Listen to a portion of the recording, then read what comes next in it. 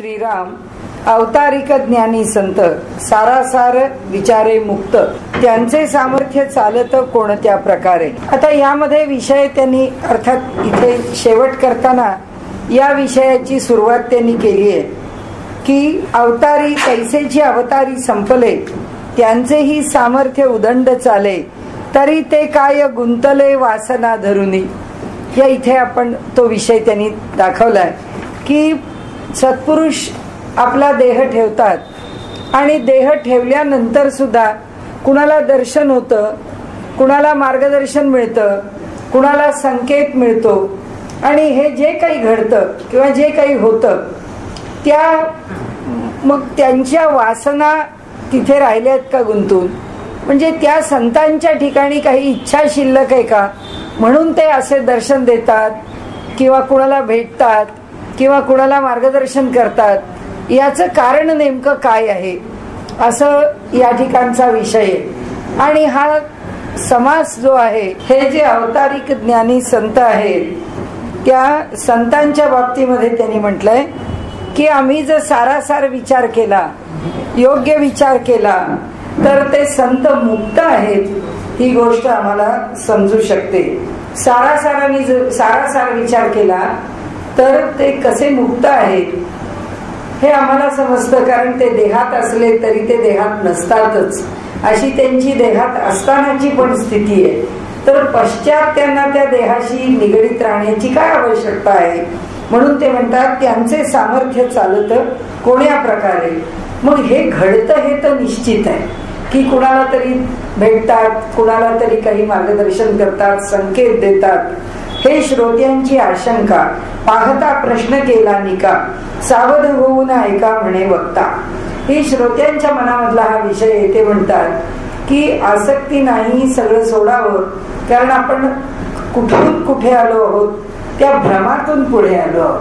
त्यांनी जे म्हटलंय ना की हे सगळं भ्रमात्मक आहे जग, या जगातला प्रत्येक अनुभव भ्रमात्मक आहे. मग आता हे साधू संत पुन्हा पुन्हा येऊन दर्शन देतात तो पण भ्रम आहे का असं त्यांचं म्हणणं आहे. किंवा त्यांची भेट हा सुद्धा भ्रमच आहे का. तर ते म्हणतात की ज्ञानी मुक्त होऊन गेले. आता श्रोत्यांनी ही शंका विचारली. आता वक्ता म्हणतो सावध होऊन ऐका म्हणे वक्ता. ज्ञानी मुक्त होऊन गेले मागे त्यांचे सामर्थ्य चाले परंतु ते नाही आले वासना धरून. सत्पुरुष निघून गेले, थोर पुरुष निघून जातात, त्यांचं जे सामर्थ्य आहे ते सामर्थ्य त्यांच्या पश्चात कार्य करत राहतं. नाहीतरी गेल्या वेळी सुद्धा पाहताना आपण एक गोष्ट नक्की पाहिली की जो परमात्मा स्वरूप आहे किंवा जो परमात्मा आहे किंवा जे ब्रह्म आहे ते कशातच कार्यकारी नाहीये. ब्रह्म उदासीन आहे, या जगापासून दूर आहे, लांब आहे. मग कार्यकारी कोण आहे, करतो कोण, शक्ती. जे काही आम्हाला अनुभवाला येतं, या जगात आम्ही व्यवहार करतो त्या शक्तीचं अधिष्ठान कोण आहे, ते ब्रह्म आहे. अधिष्ठान तो आहे पण कार्यकारी तो नाही. कार्यकारी प्रकृती आहे. आणि त्यामुळे ते म्हणतात आता हे मागे चालतं ते कुणाच्या सत्तेने चालतं. ज्ञानदेवांना यावं लागतं का की आता आज सकाळी आपल्याला निघायचंय, आता प्रस्थान ठेवायचंय, म्हणजे तो मंदिराचा कळस हल्ला पाहिजे. मी आपल्या सगळ्यांना सांगितलं या चला माझ्याबरोबर सोपानदेव निवृत्तीनाथ आता एवढं काम करून आपल्याला परत जायचंय, आपण तिथे जाऊ, तो कळस एकदा हलवू आणि मग निघून जाऊ. काय आवश्यकता, त्यांना येण्याची काही आवश्यकता नाहीये.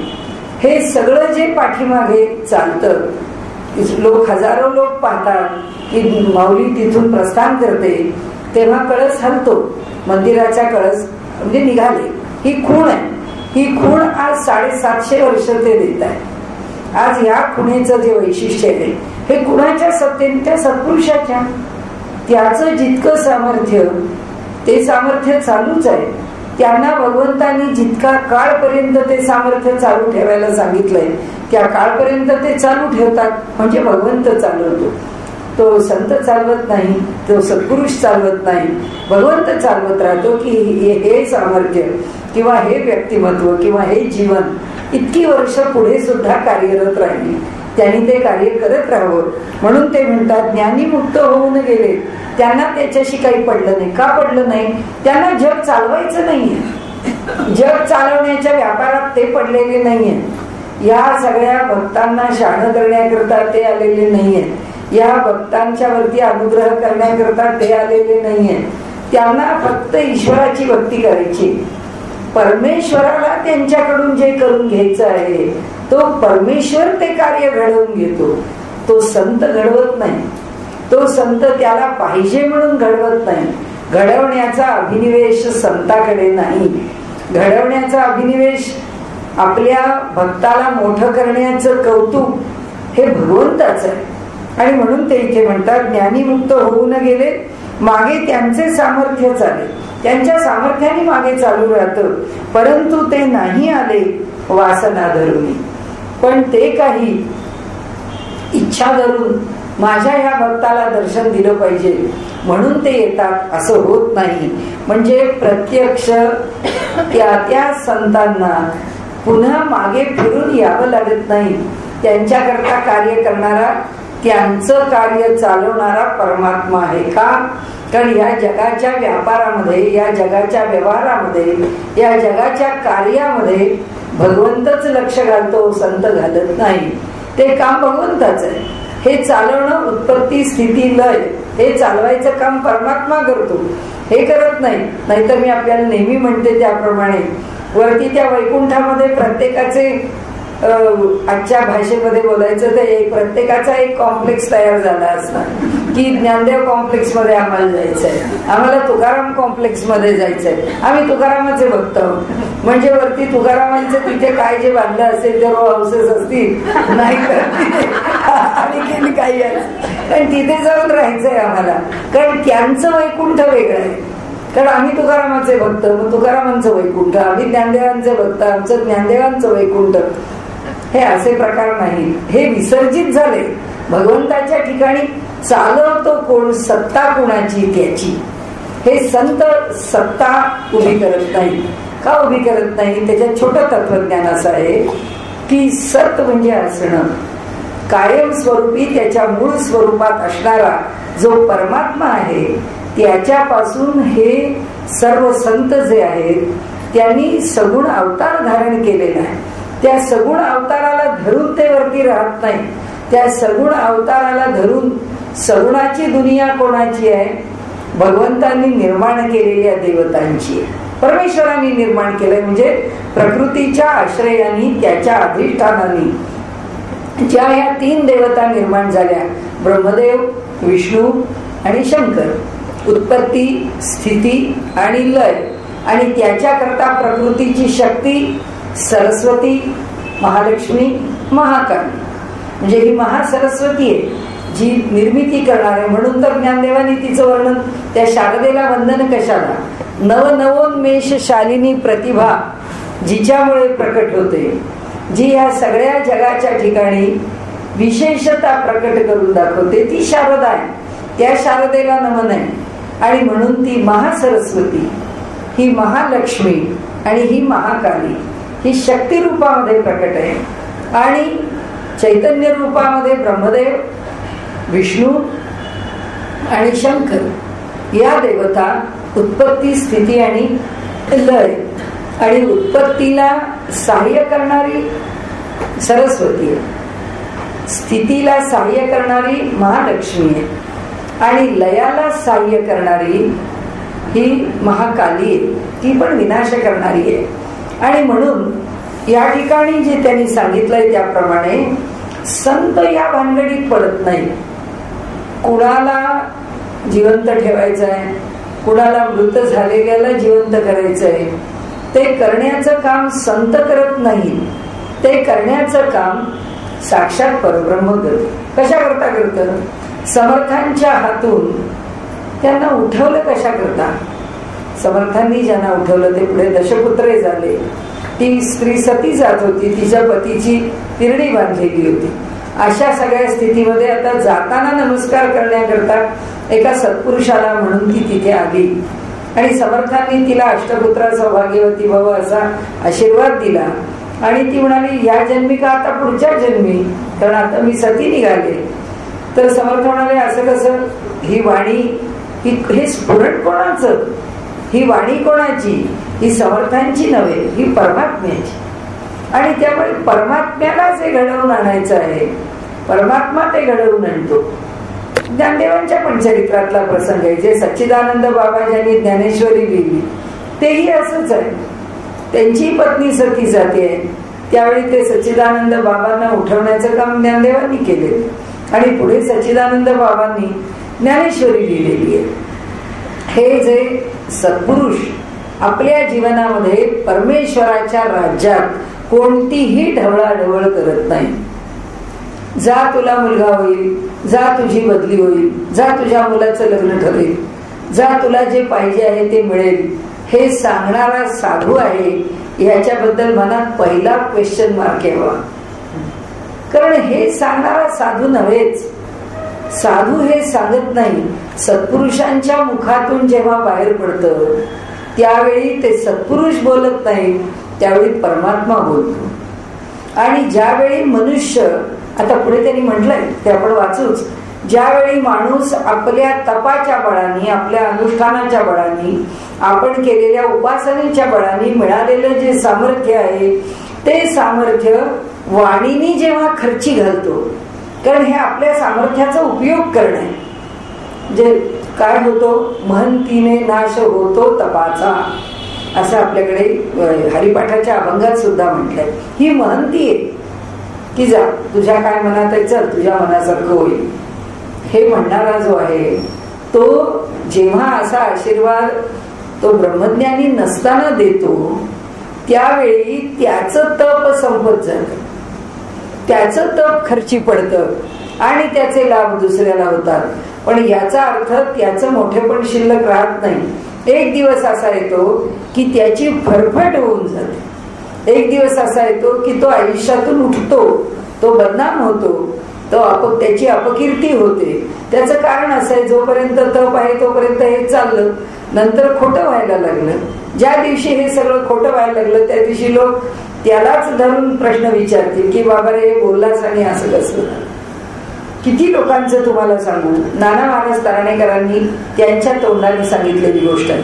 ते म्हणाले आमच्या सुनबाईंनी आम्हाला सांगितलं, तुम्ही एवढं दत्तात्रयांची उपासना करता आणि तुम्हाला घरामधलं दारिद्र्य दिसत नाही का, घरामध्ये 4 पैसे यावेत असं तुम्हाला वाटत नाही का, तुमची एवढी तपश्चर्या आहे, तर तुम्ही जर थोडस काही केलं, लोकांना काही उत्तर दिली, कोणाच्या प्रश्नांची उत्तरं दिली तर लोकांना त्याचा लाभ होईल, त्यांना द्या त्या प्रश्नांची उत्तरं. ते म्हणाले तुम्हाला जर पाहिजे असेल तर हे जर काही करून पाहिजे असेल तर मी देईन करून तुम्हाला, पण त्यानंतरचं जे येईल भोगणं, ते भोगण्याची सुद्धा तुम्ही तयारी ठेवा. जे काही भोगावं लागेल ते तुम्हालाच भोगावं लागणार, मला नाही भोगावं लागणार. कारण तुमच्या इच्छेखातर जर हे करावं लागलं तर मी करेन तुमच्या कुटुंबाकरता, पण हे काही फारसं चांगलं नव्हे. पुष्कळ त्याच्यामागे गोष्टी आहेत, पण सांगण्याचा हेतू असा की नाना महाराजांनी जेव्हा ही गोष्ट त्यांना सांगितली आणि त्यानंतर त्यांना काय योग्य वाटलं तो निर्णय घेतला असेल, पण नाना महाराजांनी हे त्या ठिकाणी त्यांना सांगून ठेवलं की जो सत्पुरुष आहे तो आपल्या बाजूने महंती करत नाही.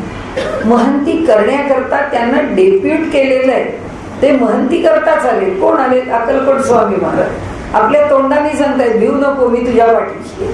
बस याचा अर्थ काय झाला, येऊ दे तुझ्यावर काय संकट यायचंय ते बघायला मी समर्थ आहे, आलेलं संकट निवारण करायला मी समर्थ आहे.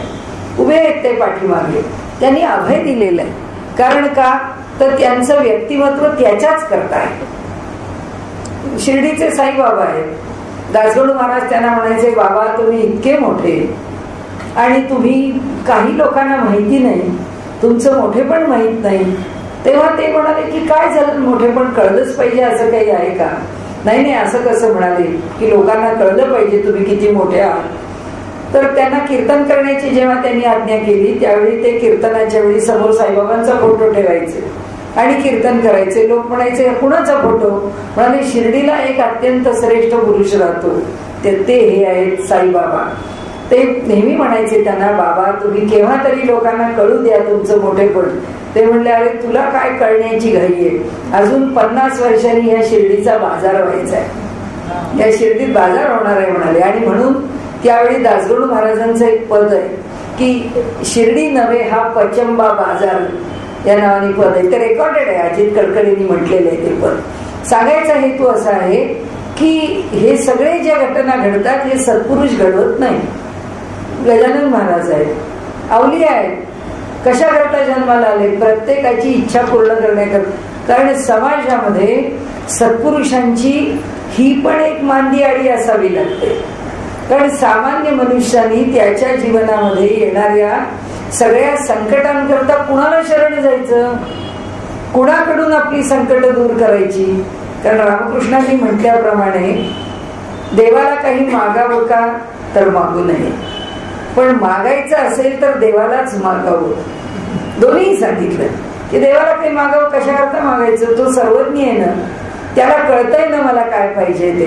मग त्याला काय मागण्याची गरज? त्याला काय असं धरून खुंटा का बळकट करायचं की हा तुला माहितीये ना, बघ मला हे पाहिजे ना, हे मला देतोच ना, काय आवश्यकता आहे? पण म्हणाले जर मागायचं असेल तर माणसाला मागू नका, मागायचं असेल तर भगवंतालाच मागा, दुसऱ्याला मागू नका. आणि म्हणून मग मागण्याकरता स्थान तर पाहिजे. आणि त्याकरता जसं इथे ज्ञानेश्वर महाराजांनी जिवंत समाधी घेतली, कर्नाटक भागामध्ये राघवेंद्र स्वामींनी जिवंत समाधी घेतली. आणि त्यांच्या परंपरेमध्ये म्हणजे द्वैत संप्रदायामध्ये पुष्कळ विद्वान लोक होऊन गेले. टीकाचार्य वगैरे तर फार प्रसिद्ध आहेत, त्यांच्या टीका फार प्रसिद्ध आहेत. त्यांच्यासारखे त्यांची शिष्य परंपरा पुष्कळ समर्थ आहे. पण त्यांच्याकडे हे एकटे राघवेंद्र स्वामी त्यांनी असे दिले की तुम्ही फक्त लोकांनी मागावं, लोकांना द्यावं. पण त्याच्यामध्ये राघवेंद्र स्वामींचं स्वतःच एक पुन्हा डिस्क्रिमिनेशन आहे, त्यांची पुन्हा निवड आहे, त्यांची वगळं निगळ आहे. त्याचं काम जर होणार असेल, आपल्याला सांगण्याचा हेतू असा आहे की ईश्वराच्या सत्तेमध्ये आणि त्याच्या राज्यामध्ये सत्पुरुष कधीच ढवळाढवळ करत नाही. त्याचं काम होण्यासारखं असेल आणि ह्या संबंध विश्वाच्या पसाऱ्यामध्ये याच्या सुधारण्यामध्ये काही जर फरक पडत नसेल तर ते त्याचं काम करतात. म्हणजे लोकांनी सेवा करायला जावं, लोकांची सेवा त्यांनी स्वीकारली की स्वीकारल्यानंतर ते दृष्टांत देतात. हे सगळं आजच्या विषयाशी निगडीत आहे. म्हणून आपण हे उदाहरण घेतलं की बाबा रे आता तुझी सेवा पूर्ण झाली, तू आता तुझ्या घरी जाऊ शकतोस, आता काही इथे मंत्रालयाला राहू नकोस, परत पाठवून देतात. आणि त्याचं जे इच्छित आहे, त्याला जे अभिलाषित आहे ते पुरं करून देतात. आणि त्यांना जर ती सेवा स्वीकारायची नसेल, त्याच्या बाबतीत जर तसं घडायचं नसेल तर ते त्याची सेवा स्वीकारत नाही. ते सांगतात इथे राहायचं नाही, निघून जा, इथे सेवा करायची नाही. म्हणजे काय? त्यांचं सामर्थ्य नाहीये का किंवा त्यांचं सामर्थ्य आहे का? ते म्हणतात माझं सामर्थ्य नाही असंही नाही आणि माझं सामर्थ्य आहे असंही नाही. का?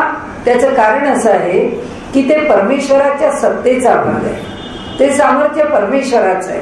त्याला करायचं असेल तर तो करून घेईल, त्याला करायचं नसेल तर तो करणार नाही. त्यामुळे सत्पुरुष यात काही करत नाही, कधीच करत नाही. जे होतं ते सगळं ईश्वराच्या इच्छेने होतं. एकदा मी राघवेंद्र स्वामींच्या मठामध्ये गेले सकाळी दर्शनाला. तिथे एक माणूस आलेला होता दर्शनाकरता. तर त्याला फार उत्सुकता होती. आलेल्या प्रत्येक माणसाशी तो बोलत होता आणि तो विचारत होता तुम्ही कधी येता, कसे? तर म्हणलं मी रोज येते इथे दर्शनाला. तर ते मला म्हणाले की मी आज दर्शनाला आलोय. तुम्हाला काय सांगू म्हणाले, मी राहणारा सांगली भागातला मनुष्य आहे आणि मी राघवेंद्र स्वामींची उपासना, मला काही हे कोण स्वामी मला माहित नाही, मला कोणतीच गोष्ट माहिती नाही. आणि म्हणाले मी प्रवास करत होतो, माझा व्यवसाय आहे, माझ्या मेटॅडोर मधनं जात होतो आणि पुढच्या ट्रकमध्ये लोखंडाच्या सळया बांधकामाकरता चाललेल्या होत्या. त्या बाहेर येतात ना ट्रकच्या, तशा त्या बाहेर आलेल्या होत्या. आणि म्हणाले काय झालं माहित नाही, आमच्या ड्रायव्हरची चूक झाली आणि आमचा मेटॅडोर जी आहे, जी गाडी जी आहे ती त्या पुढच्या ट्रकवरती आदळली, म्हणजे मागच्या सळयांवर आदळली. त्या सळया त्या गाडीमध्ये घुसल्या ती उंची. आणि हा पुढेच बसलेला मनुष्य आहे, त्यांनी सांगितलं माझ्या मेंदूतून सळया मागे गेल्या. आणि मी त्यावेळी सांगलीच्या भागामध्ये होतो, सांगली मिरज भागामध्ये. ताबडतोब मला आमची ती मेटाडोर उचलली. ते काय आता सगळा म्हणजे काय म्हणूया रानटीच प्रकारनं, पण की डोक्यात शिरलेली सळई आहे ती काढल्याशिवाय काही या माणसाला हॉस्पिटलमध्ये नेता येईल तशीच उपसली. तो जो होता ती मेटाडोर मागे घेतली तर त्या रिव्हर्स मध्ये ती सळई त्या डोक्यातून बाहेर गेली. अशा अवस्थेतला तो मनुष्य हॉस्पिटलमध्ये नेला.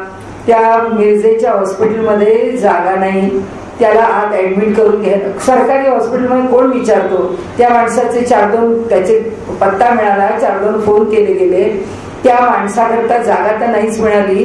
त्यांनी त्या माणसाला बाहेर वरांड्यामध्ये, इमर्जन्सी असलेला मनुष्य तिथे ठेवला. आता त्याच्या घरच्या लोकांना कळलं की घरची माणसं इतक्या लांबून पुन्हा इथे येणार. ती माणसं तिथे आली. ती माणसं तिथे आल्यानंतर त्यांनी पाहिलं हा मनुष्य अशा अवस्थेत पडलेला आहे. कुठेतरी जुजबी ड्रेसिंग त्या इमर्जन्सीच्या म्हणजे जिथे आपण ओपीडी म्हणतो तिथे बाहेरच्या त्या इमर्जन्सी वॉर्डमध्ये आपलं थोडंसं काहीतरी त्या लोकांनी जुजबी त्याच्यावरती काही उपचार केले. त्याला ना खोली ना त्याला कॉट ना काही, असा खाली त्या ह्याच्यावर टाकलेला मनुष्य. तर डॉक्टरांनी सांगितलं हे इतकं इमर्जन्सी आहे की ह्याचं ऑपरेशन उद्या करायला पाहिजे आणि आम्ही लोक ह्याचं ऑपरेशन उद्या करू. आज काही टेस्ट नाही, काही नाही असा पडलेला तो. घरची बायका मुलं तिथे. आणि त्या माणसाचं दुसऱ्या दिवशीचं ऑपरेशन ठरलं. त्यांनी त्यांना आतमध्ये वॉर्डमध्ये घेतलं, इमर्जन्सी वॉर्डमध्ये, आणि तिथे घेऊन दुसऱ्या दिवशीची ऑपरेशनची तारीख पक्की केली. सकाळी डॉक्टरांनी त्याला ऑपरेशन करता थिएटरमध्ये घेतलं. जे बांधलेलं ड्रेसिंग होतं ते ड्रेसिंग आदल्या दिवशीचं त्यांनी केलेलं आहे असं, ते आता सोडल्याशिवाय आत ऑपरेशन होणार नाही. ते ड्रेसिंग सोडलं तर ते सगळे डॉक्टर थक्क झाले.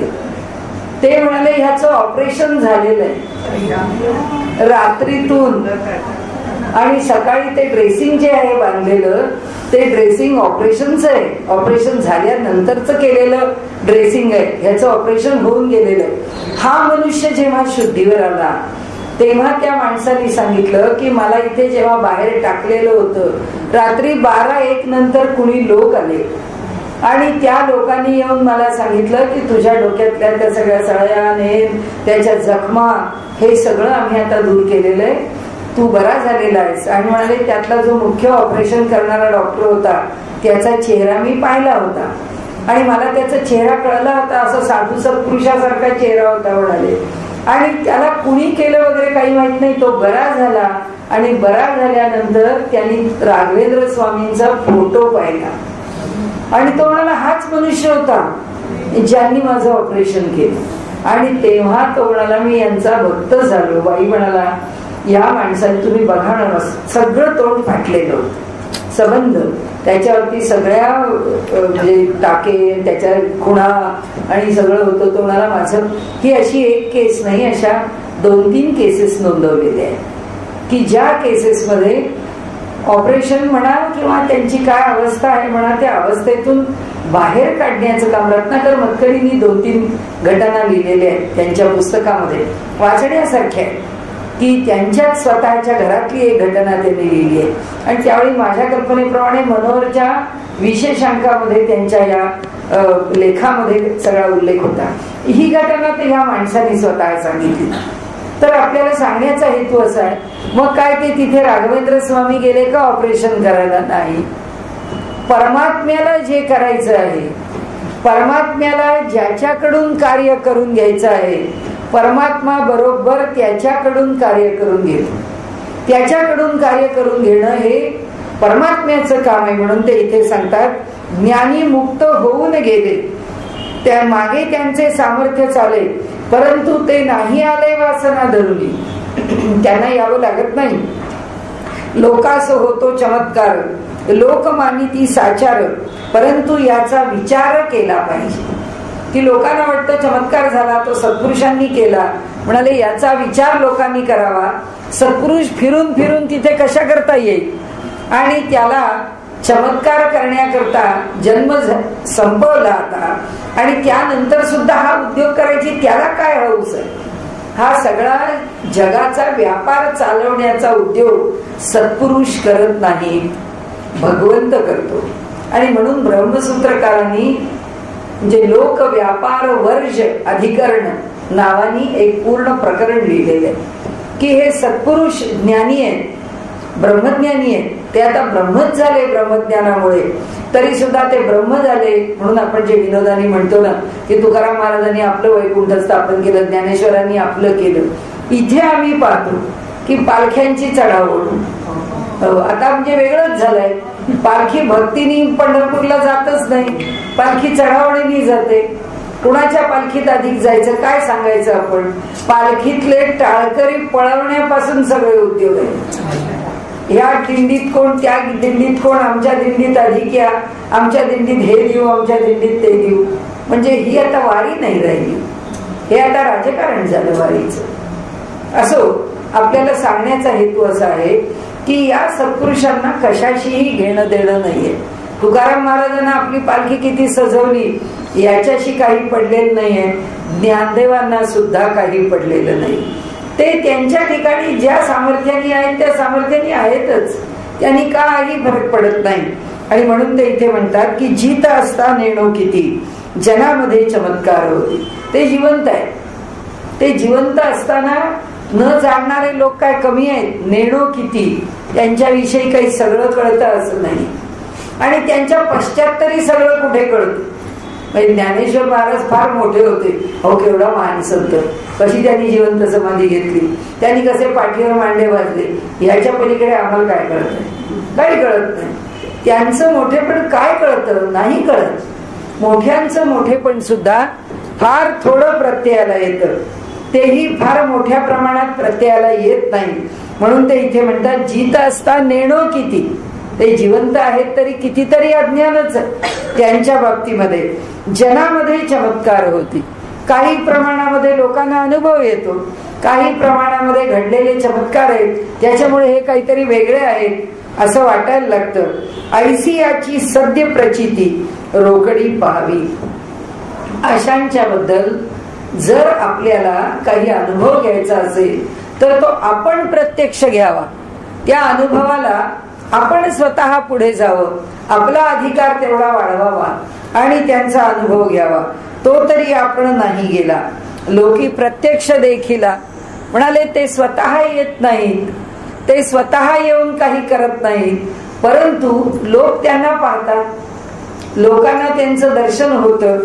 म्हणाले ऐसा चमत्कार झाला यास काय म्हणावे. म्हणजे ते स्वतः जरी येत नाहीत तरी सुद्धा लोकांना ते दिसतात. आता आपल्याला माहितीये रामेश्वर भट्टांची कथा की त्यांनी तो जो अनगढ बादशाह आहे त्या अनगढ बादशहानी जेव्हा तुकाराम महाराजांच्या लेकीच्या कडून ती भिक्षा घेतली, कारण त्यांचा कटोरा होता आणि तो कटोरा भरा असं त्याची एक स्वतःची एक हे होती, अट होती की ब्रह्मज्ञानी कोणी असेल त्यांनी जर मला भिक्षा घातली तर हा जो माझा कटोरा आहे तो भरेल, आणि जो ब्रह्मज्ञानी नाही त्याच्याकडे हा भरणार नाही. मग त्याला मोठा आपल्या सामर्थ्याचा, आपल्या तपाचा अहंकार होता. तो म्हणायला लागला हे कसले लोक, हे स्वतःला ब्रह्मज्ञानी, कोणी ब्रह्मज्ञानी नाही, हे कोण तपस्वी, हे कोणी तपस्वी नाही, हे कोण सामर्थ्यशाली, हे कोणी सामर्थ्यशाली नाही. माझा कटोरा भरून दाखवा तर तुमचं सामर्थ्य. घरोघर जात असे, लोकांच्या पुढे त्यांची अडवणूक करत असे आणि माझा कटोरा भरा असं म्हणत असे. एके दिवशी या घरामध्ये म्हणजे तुकाराम महाराजांच्या घरामध्ये थोडेसे जोंधळे मिळाले, म्हणून जात्यावरती तुकाराम महाराजांच्या पत्नी आणि त्यांची कन्या त्या दोघी मिळून ते जोंधळे भरडत होत्या. ते झाले, ते दळून झाले, पीठ झालं आणि दारामध्ये हे अनगढ बादशाह आला आणि आल्यानंतर त्यांनी त्याला म्हटलं की माई भरदे कटोरा, मला दे काहीतरी, तू काहीतरी घाल मला भिक्षा. तर ही मुलगी उठली, तिने पटकन दोन्ही हाताच्या ओंजळीमध्ये ती भिक्षा घेतली. त्याला घालावं पीठ म्हणून, आता आपल्या घरात आहे काय दुसरं एवढं पीठ आहे तर घालावं म्हणून तिने ओंजळीत घेतला. आई चिडली, म्हणाली एवढ्या 10 लोकांकडे तोंड वेंगाडून मी एवढे जोंधळे आणले आणि तू एवढं मोठं ओंजळभर पीठ दिलंस, तुम्हाला काय खायला घालू. आईने मुलीच्या हातावरती जोरात मारलं, आईची ताकद आहे, ती मुलगी लहान आहे, हातातनं पीठ पडलं. पण तिच्याकडे चपळाई आहे, तिने ताबडतोब आपल्या हाताने चिमूटभर पीठ उचललं आणि ती धावली आणि त्यांना तिने बाहेर जाऊन ते चिमूटभर पीठ त्यांच्या कटोऱ्यात घातलं आणि तो कटोरा पिठाने भरून व्हायला लागला. तो म्हणाला की बाळ तू आणलंस कुठलं पीठ, तू आहेस कोण? म्हणजे मी तुकारामांची मुलगी आहे. तिने सांगितलं म्हणजे तुझे वडील कुठे आहेत? ती म्हणाली ते भंडाऱ्याच्या डोंगरावर आहेत, तिथे बसलेले. ज्याची मुलगी माझा कटोरा भरते त्याचं सामर्थ्य काय असेल? तो मोठा आश्चर्यचकित झाला. तो परत गेला तुकाराम महाराजांची भेट घेऊन.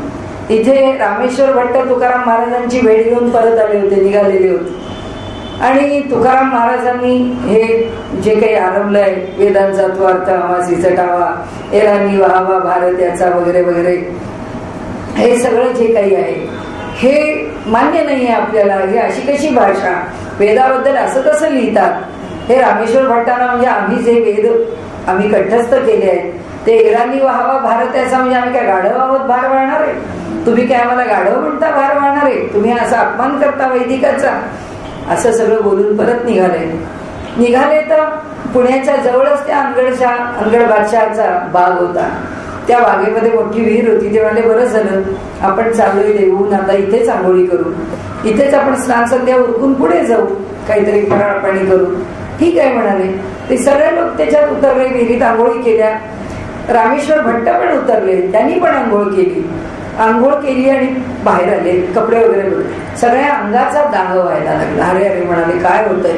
पुन्हा त्यांनी पाण्यात उडी मारली. पाण्यात असले की दाह थांबला, पाण्याच्या बाहेर आले की दाह सुरू झाला. काय म्हणाले हा त्रास आहे आता आपल्याला, आता काय करावं? तो अनगड बादशाह आला तिथे, म्हणाला की कशा करता माझ्या विहिरीत उतरला? म्हणून तुमच्या अंगाचा दाह होतोय. माझं सामर्थ्य आहे म्हणाला. तुम्ही आहात का ब्रह्मज्ञानी? तुम्ही वेदांचं पठण करून काय केलं? तुम्हाला मी जे माझ्या सामर्थ्याने तुम्हाला जो त्रास मी देतोय तो काही तुम्हाला घालवता येत नाहीये. रामेश्वर भट्ट काही बोलले नाहीत. मुलांना म्हणाले आपापल्या जवळ असणारे जे तांबे आहेत ते पाण्याने भरून घ्या या विहिरीतल्या आणि माझ्या अंगावर सारखं पाणी टाकत राहा. कारण भयंकर आग होत होती. ते पाणी अंगावर पडलं की आग थांबायची आणि नाही तर आग होत होती. तिथून जे निघाले ते वाघोलीला जायचं, ते वाघोलीला जाण्याच्या ऐवजी आळंदीला गेले आणि माऊलींना म्हणाले संबंध आयुष्यभर वैदिक परंपरा इतक्या काटेकोरपणे मी सांभाळलेली आहे आणि माझ्या देहाची इतकी आग कशामुळे, काय दोष आहे माझा की ज्यामुळे झाली? आणि तो अनगड बादशाह मला शाप देतो आणि तो शाप मला भोवतो. म्हणजे माझ्या आचारामध्ये काय बिघडलं, काय चुकलं म्हणून मला शाप भोगावा लागतोय? तेव्हा माऊलींनी त्यांना संकेत दिला की तुकाराम महाराजांचा अपमान करून देऊन निघालास, एवढ्या मोठ्या सत्पुरुषाचा अपमान केलास, त्याचं फळ आहे. त्यांची क्षमा माग आणि तुझ्या शरीराचा दाह जाईल. ते पुन्हा गेले, क्षमा मागितली. पण इथे विषय काय आहे? तो तरी आपण नाही गेला, लोकी प्रत्यक्ष देखील. ज्ञानेश्वर महाराज लगेच काही धावत धावत त्या समाधीपाशी नाही आले. त्यांनी काही लगेच त्या रामेश्वर भट्टांना दर्शन नाही दिले. त्यातलं काही ज्ञानेश्वरांना करावं लागेल. कोण करतो? परमात्मा करतो. म्हणून ते म्हणतात लोकी प्रत्यक्ष देखील. लोकांनी अनुभव घेतला, तो तरी आपण नाही गेला. पण तो तिथे गेला नाही. ऐसा हा चमत्कार झाला, यास काय म्हणावे? या चमत्काराला काय म्हणावं? मग जो प्रकट होतो तो कोण प्रकट होतो? हा चमत्कार कुणामुळे घडतो? तरी हा लोकांचा भावार्थ. म्हणाले भावाकरता प्रकट होतो परमात्मा त्या रूपामध्ये.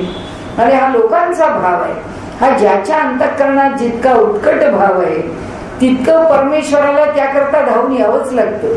भगवंतानी भागवतामध्ये म्हणून ठेवलंय की मी भक्त पराधीन आहे.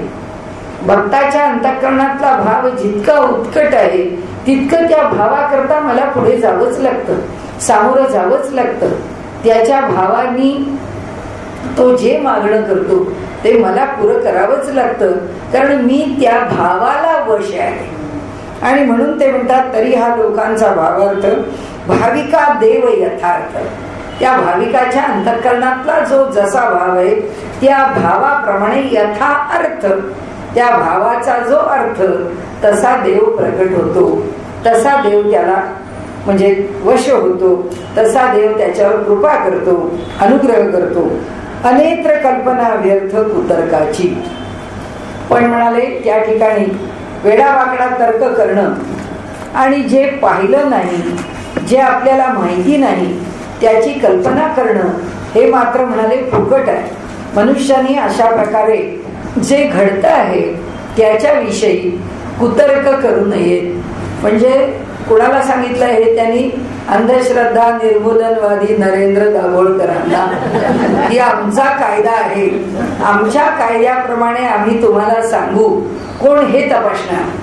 म्हणजे आम्ही म्हणणार आम्हाला ईश्वर अनुग्रह करतो, तो आमच्याकरता काही कृपावंत होतो, त्याचा अनुभव आम्ही आमच्या आयुष्यात घेतो असं म्हणणाऱ्याला ते सांगणार हे साप चूक, तो तुमच्यावरती ही कृपा करूच शकत नाही, त्याला यातलं काही करता येत नाही असं कोण सांगणार? ते दाभोळकर सांगणार. आणि कशाच्या आधाराने तो खरा आहे किंवा खोटा आहे ठरवणार ते म्हणतील तेव्हा अरे तू कोण?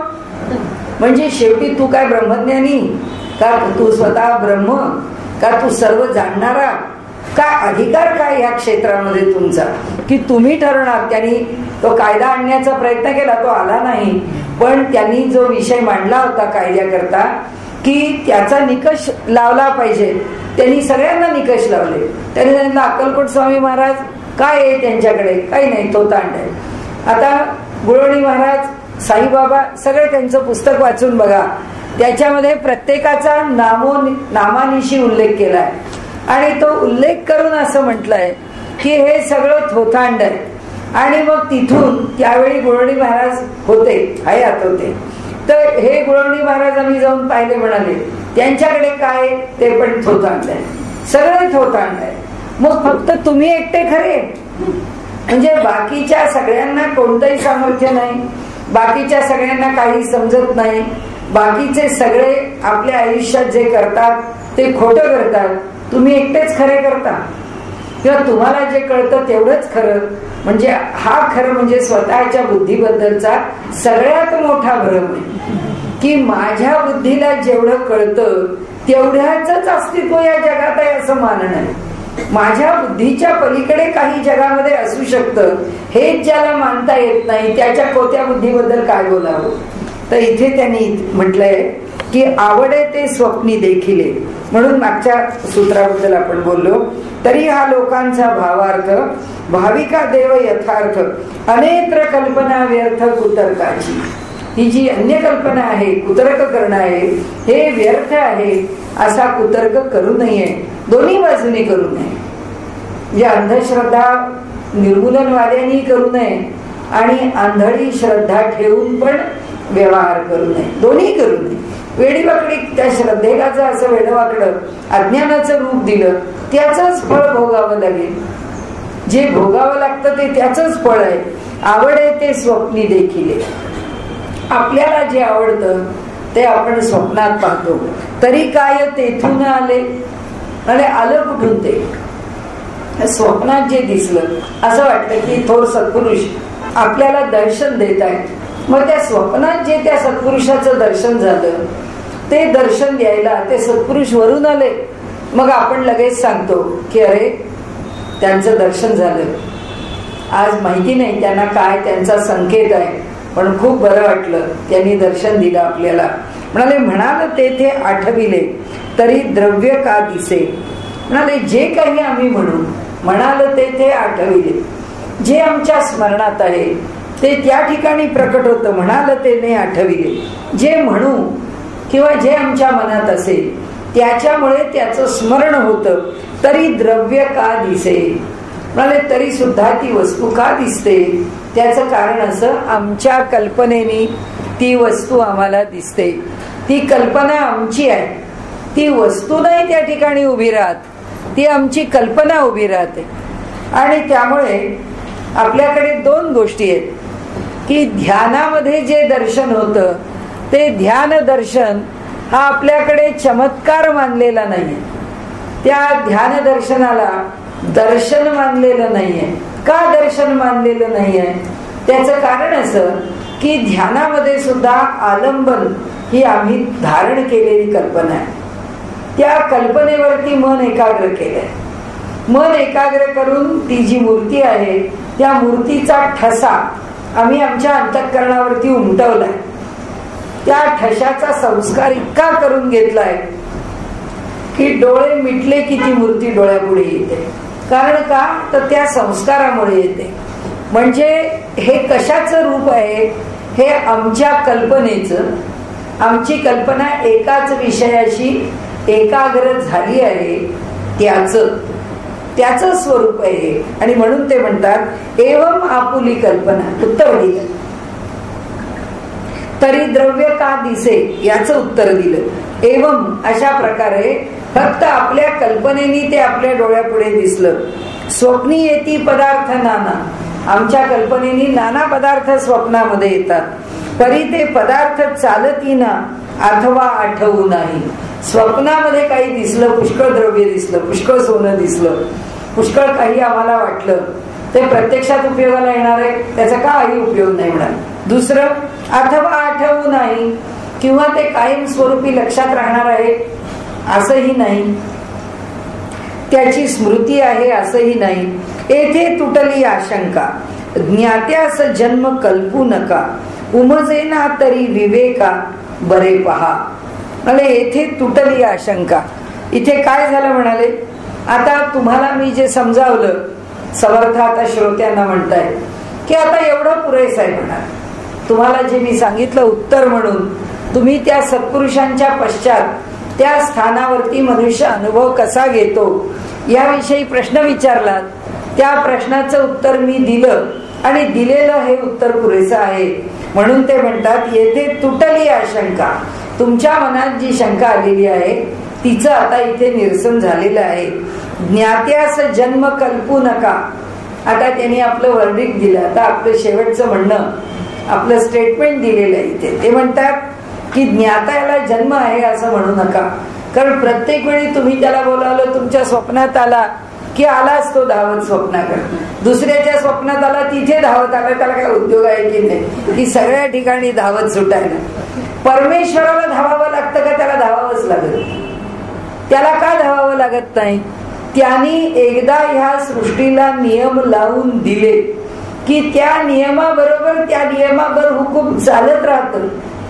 त्या परमेश्वराला परमेश्वर म्हणून पुन्हा पुन्हा प्रकट व्हावं लागत नाही.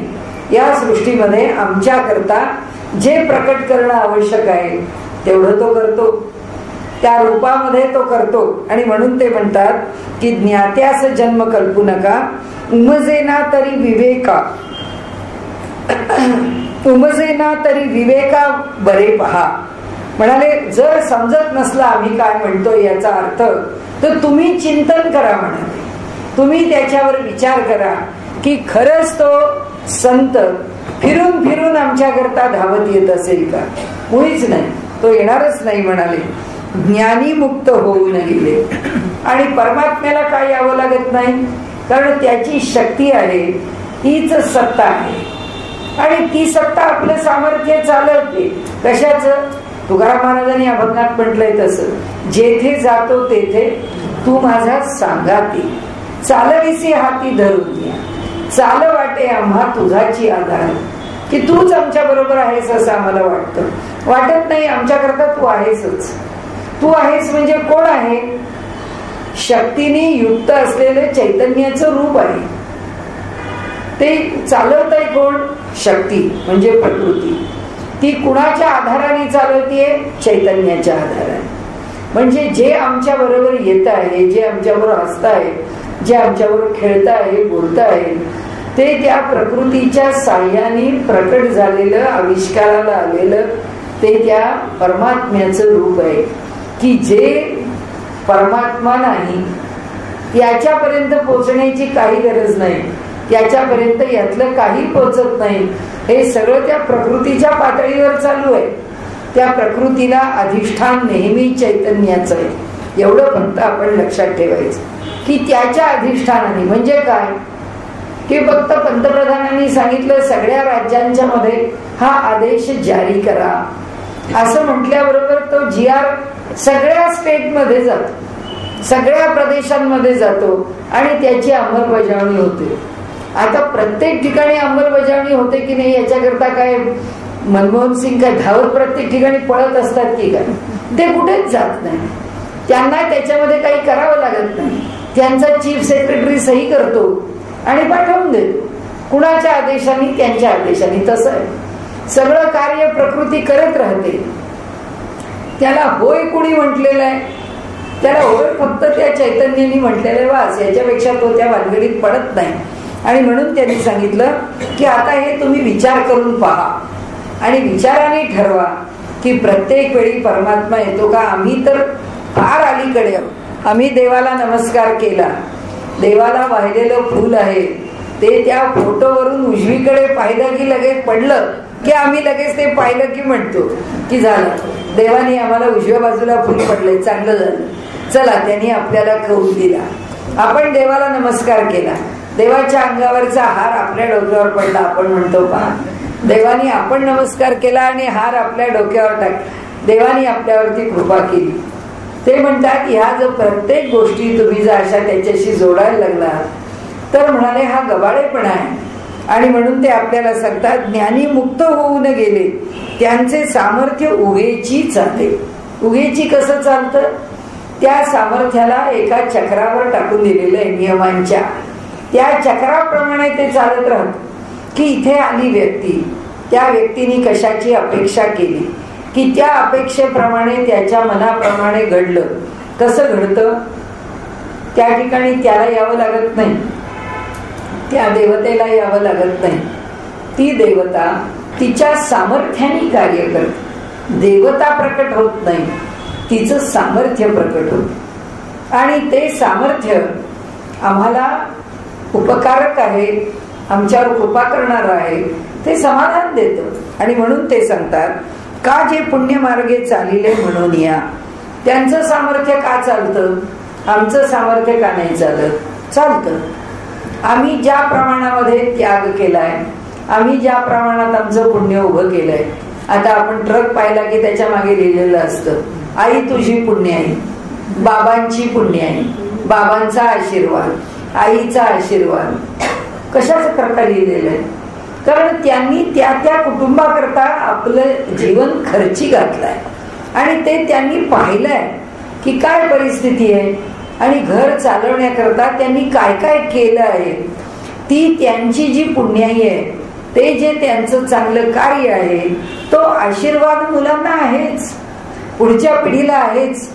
घरामध्ये सत्पुरुषांची, घरामध्ये मोठ्यांची, घरामध्ये सज्जनांची, घरामध्ये सद्भाव असण्याची किंवा जे असणारे आहेत अशांची पुण्याई त्या घरातल्या पुढच्या पिढीला मिळणारच आहे. त्यांच्या पुण्याईनी त्या घरामध्ये यश येणारच आहे.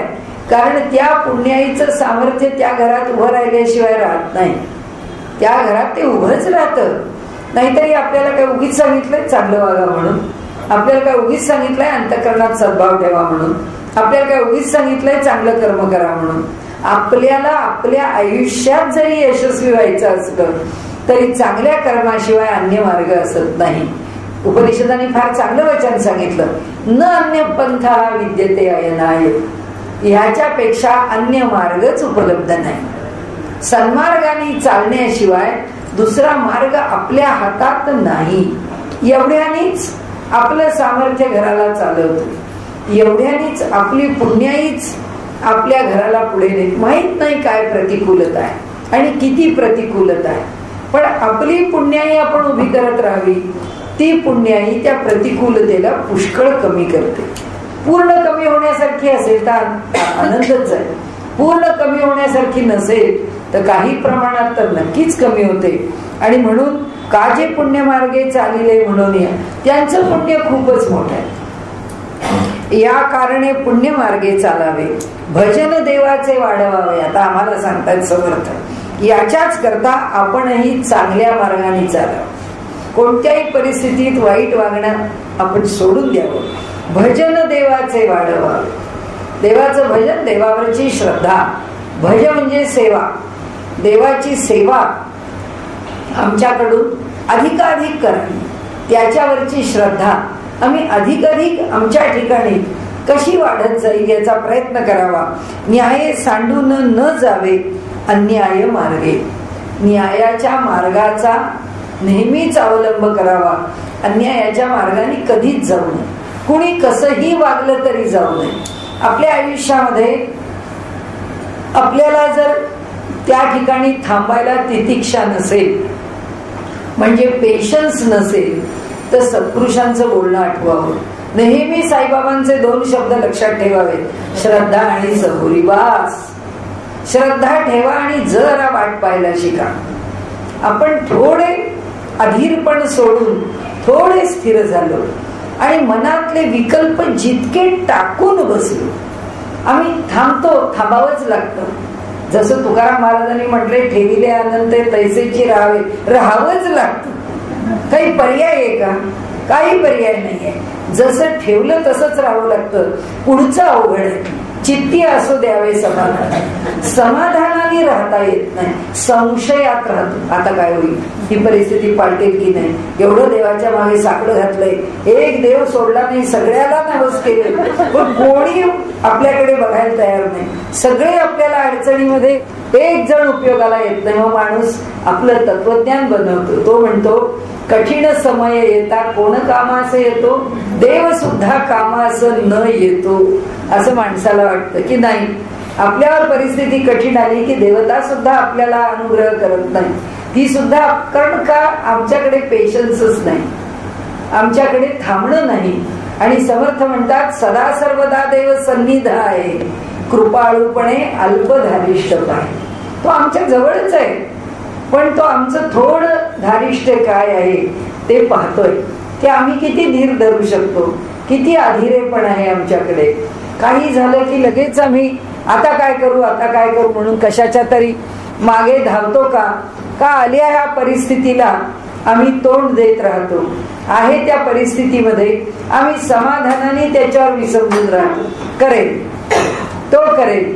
तो सांभाळेल. आणि म्हणून नेहमीच मला आवडणाऱ्या मी काही गोष्टींचे ठोकताळे करून ठेवलेले, की देव 11:59 आणि 59 सेकंद आपली परीक्षा पाहतो, पण देव आपले 12 वाजू देत नाही. तो कधी आपले 12 वाजवत नाही.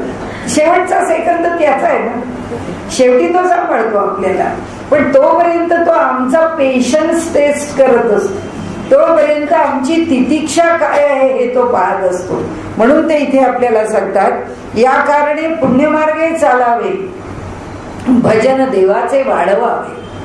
आणि म्हणतात, न्याय सांडून न जावे, अन्याय्य मार्गे. कधीही वेगळ्या मार्गाचा अवलंब करू नये. आणि म्हणाले, नाना पुरश्चरणी करावी, नाना तीर्थाटने फिरावी, नाना सामर्थ्य वाढवावी, वैराग्य बळे. आम्ही आमचं सामर्थ्य वाढवत जावं. कशाने? एक अनुष्ठान करायची सवय लागली की सकाळी लवकर उठायची सवय लागते. त्याच्याबरोबर ते सगळं पार पाडण्याकरता जी शिस्त लावून घ्यावी लागते, ती शिस्त अंगी बांधते. त्याच्यातून आमचं सामर्थ्य वाढत जातं. आम्ही एक नियम केला, आम्ही एका प्रकाराने काही जीवन जगण्याची एक शैली अवलंबली की आपल्याला ते अवलंबणं शक्य होतं.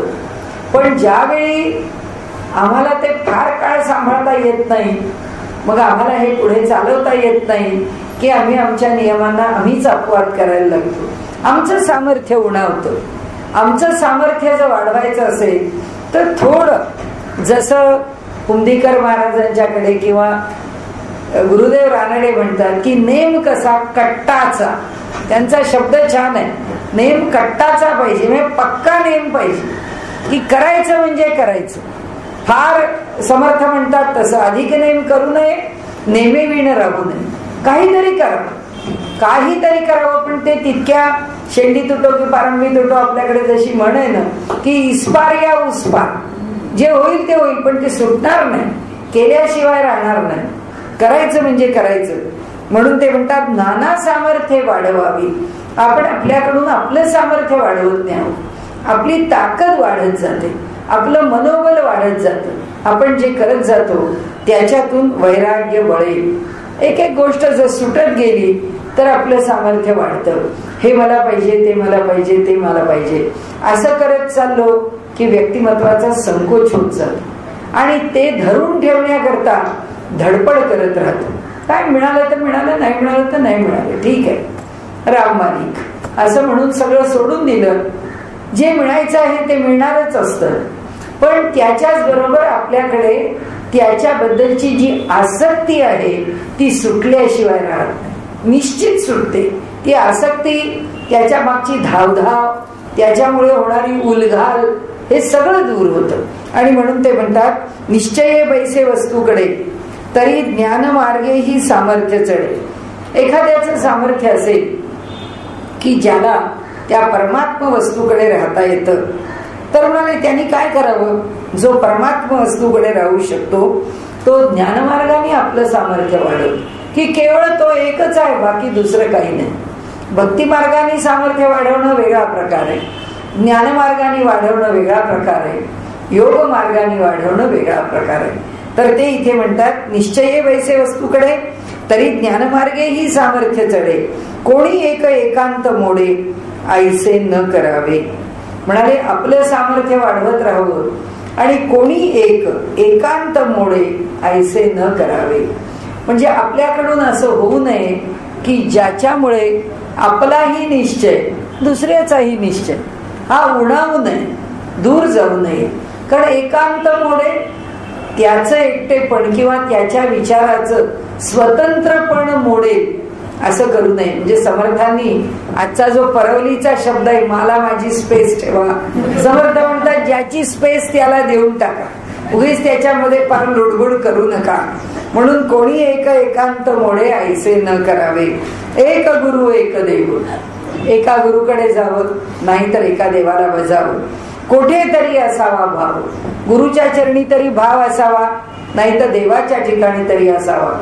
पण भाव नाही हे जीवन निरस आहे, भाव नाही हे जीवन दिशाहीन आहे, भाव नाही हे जीवन रीत आहे.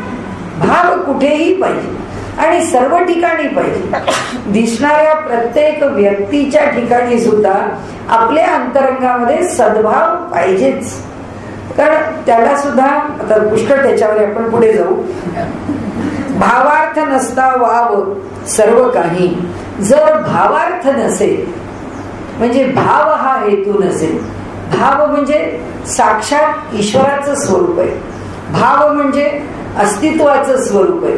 आमच्या विचारांना उडवून लावणाऱ्या विचारांचं अस्तित्व असू नये किंवा पाया असू नये, की त्या अस्तित्वावर ते उभं राहू नये. हे काय, याला काय अर्थ आहे, यांचं बोललं नाही, ही काय वागण्याची पद्धत आहे. लहरी माणसं जी आहेत त्यांच्याकडे भाव नाही. कारण त्या लहरीत आज गोड बोलतील, उद्या बोलायचे नाही, आज हसतील, उद्या हसायचे नाही, आज रागावून बोलतील, उद्या तिसरंच वागतील. हे जे सगळे प्रकार आहेत, यामध्ये काय होतं, यामध्ये काय घडतं, यामध्ये ते म्हणतात तिथे भाव नाही. भावार्थ नसता वाव, त्या वर्तणुकीमध्ये भाव हा हेतू, अर्थ म्हणजे काय, हेतू. भावाला काही हेतू आहे, भावाला काही कारण आहे. भाव एका पद्धतीने प्रकट होतो. मग भाव कोणत्या पद्धतीने प्रकट व्हावा, ती वस्तू किंवा ती व्यक्ती किंवा ती गोष्ट जिथे आहे तशी किंवा जशी आहे तशी, जशी ठेवायची आहे तशी. आपला परिचय, परिचयामध्ये एक वस्तू किंवा एक व्यक्ती, आपली वर्तुळ आहेत, त्या वर्तुळात केंद्रात आपण आहोत. त्या पहिल्या वर्तुळावर काही व्यक्ती आहेत, दुसऱ्या वर्तुळावर काही व्यक्ती आहेत, 5व्या वर्तुळावर आहे, 10व्या वर्तुळावर आहे. 10व्या वर्तुळावर ते मला काय त्यांची गरज पडली, कोण त्यांची पत्रास, अरे कशा करता. कुठेही कुणीही असला तरी सुद्धा जिथे आहे तिथे त्याच्याविषयी आस्थाच असावी, त्याच्याविषयी प्रेमच असावं, त्याच्याविषयी अलिप्ततेचा भाव अंतःकरणात असूच नाही. अलिप्तता याचा अर्थ हे परमेश्वराचं स्वरूप आहे आणि त्यामुळे तिथं वेडावाकडा विचार अंतःकरणात येण्याचं कारणच नाही. आणि जेव्हा भाव प्रामाणिक आहे तेव्हा आमचा व्यवहार दुसऱ्या माणसाला प्रामाणिकच वाटतो, कारण तोही ओळखू शकतो ना. भाव याचा अर्थ परमेश्वराचं अधिष्ठान. जिथे परमेश्वराचं अधिष्ठान आहे त्याच परमेश्वरातून मी बनले, त्याच परमेश्वरातून समोरचा बनला. त्यामुळे त्याला याच्या मनातलं योग्य आहे का अयोग्य आहे ते त्याच्याही ठिकाणी प्रतिबिंबित होतच, होत नाही असं नाही. प्रत्येकाच्या ठिकाणी आपला भाव प्रतिबिंबित होतो. म्हणून भाव हा हेतू आहे, भाव हा अर्थ आहे.